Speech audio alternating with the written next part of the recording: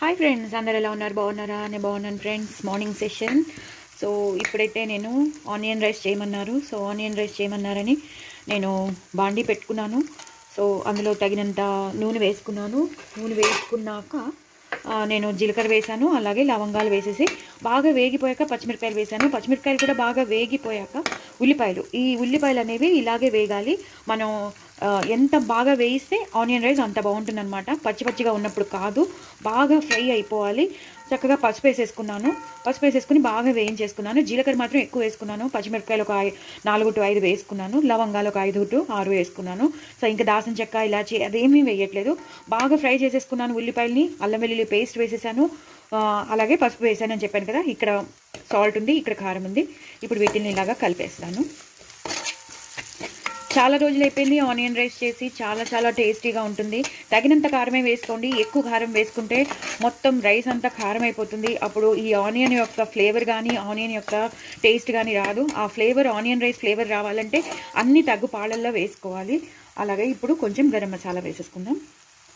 తగినంత గరం మసాలా వేసేసాను నేను. అన్నానికి తగినంత వేసుకోవాలి. మీరు ఎంత తీసుకోగలరో కారం అంత కూడా చూసుకుని వేసేసుకోండి.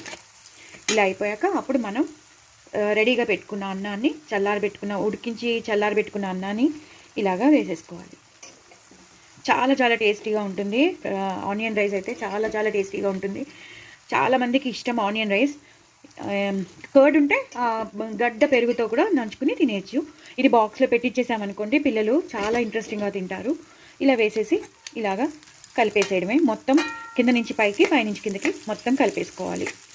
అల్లం వెల్లుల్లి పేస్ట్ మాత్రం బాగా ఉల్లిపాయల్లో బాగా వేగిపోవాలి. అసలు పచ్చివాసన లేకుండా ఉల్లిపాయలు కూడా చాలా బాగా వేగిపోవాలన్నమాట. చూసారు కదా, ఇలాగా వేగిపోవాలి.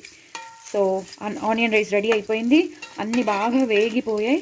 ఇలా మొత్తం అంతా ఇంచుమించు మనకి దమ్ బిర్యానీ లాగే అనిపిస్తుంది. ఇప్పుడు మనం పుదీనా వేసేసుకుందాం. ఫ్రెష్ పుదీనా వేసేసుకోవడం, అలాగే కొంచెం నెయ్యి, పైనుంచి నెయ్యి వేసేద్దాం. మనం తగినంత గరం మసాలా అన్నీ వేసేసాం కాబట్టి పైనుంచి కొంచెం నెయ్యి వేసేస్తే మంచి ఫ్లేవర్ వస్తుంది రైస్. అంతే, అయిపోయిందండి ఆనియన్ రైస్. చాలా చాలా టేస్టీగా ఉండే ఆనియన్ రైస్ రెడీ అయిపోయింది. ఇది మనం పిల్లలకి బాక్స్లో పెట్టి ఇచ్చేస్తే చాలా బాగా తింటారు. పక్కనున్న పిల్లలు కూడా తినేస్తారు, అంత టేస్టీగా ఉంటుందని. సో మీరు కూడా తప్పకుండా చేసుకోండి. చాలా రోజులు అయిపోయింది కదా అని నేను చేసేసాను. చూసారు కదా ఎంత కలర్ఫుల్గా ఉందో. తగినంత అన్ని సమపాలల్లో బ్యాలెన్స్డ్గా వేస్తే మాత్రం సూపర్ ఉంటుంది. అలా ఫ్రెష్ పుదీనా వేస్తే చాలా చాలా బాగుంటుంది. ఆ ఉల్లిపాయలు మాత్రం బాగా వేయగాలి, వేగితేనే దానికి టేస్ట్. అలాగే అల్లం వెల్లుల్లి పేస్ట్ కూడా తగినన్ని వేసుకుని చక్కగా లాస్ట్లో నెయ్యి వేసేసుకుంటే మనకి ఆనియన్ రైస్ రెడీ అయిపోతుంది. మరి ఇంకెందుకు ఆలస్యం, నా ఛానల్ని సబ్స్క్రైబ్ చేసుకోండి, సపోర్ట్ చేయండి. బాయ్ అండి.